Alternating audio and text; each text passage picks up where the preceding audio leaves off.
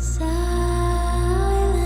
night, holy night, all is calm, all is bright, round yon virgin mother and child, holy infant so tender and mild, sleep in heaven.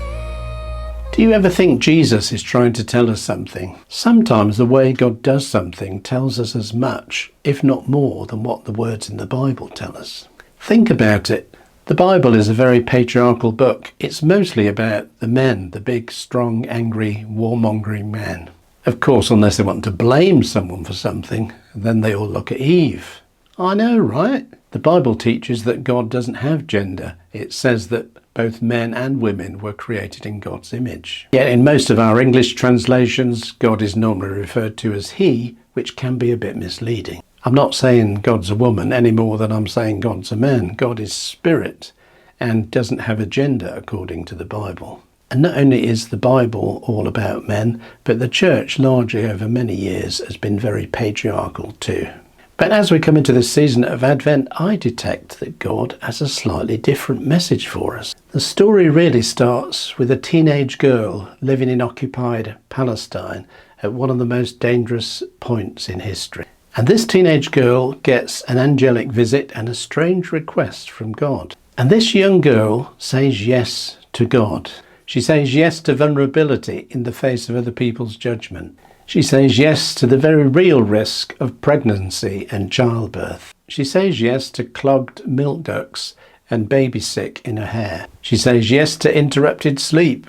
She says yes to a mission for her and her little boy that will bring down powerful rulers and lift up the humble, that would turn away the rich and fill the hungry with good things, that would scatter the proud and gather the lowly. And she said yes to a life that would have no guarantee of safety either for her or for her new baby. God trusted God's very self totally and completely to the care of a young woman. Before Jesus fed us with the bread and the wine, his body and his blood, Jesus himself had to be fed by this woman. He needed the woman to say, "This is my body, given for you, Jesus." And throughout the life of Christ on earth, hidden away in the scriptures, there are women all around who support the ministry of Jesus and indeed enable it.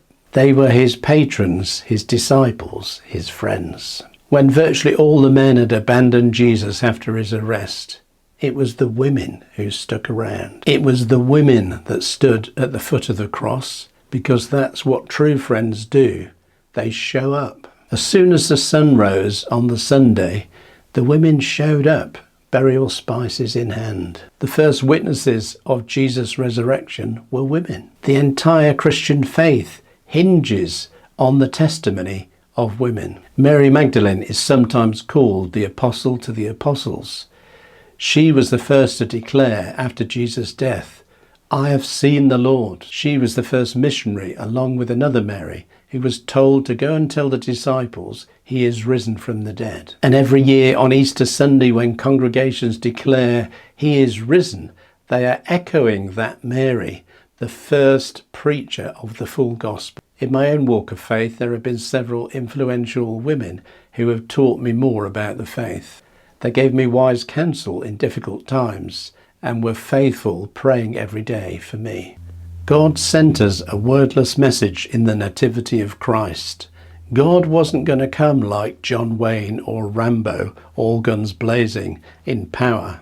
God became flesh through a real womb, through real childbirth, and totally dependent on a young woman. God came into the world, gentle, weak and vulnerable, a tiny baby. And through that baby, God turned the world upside down.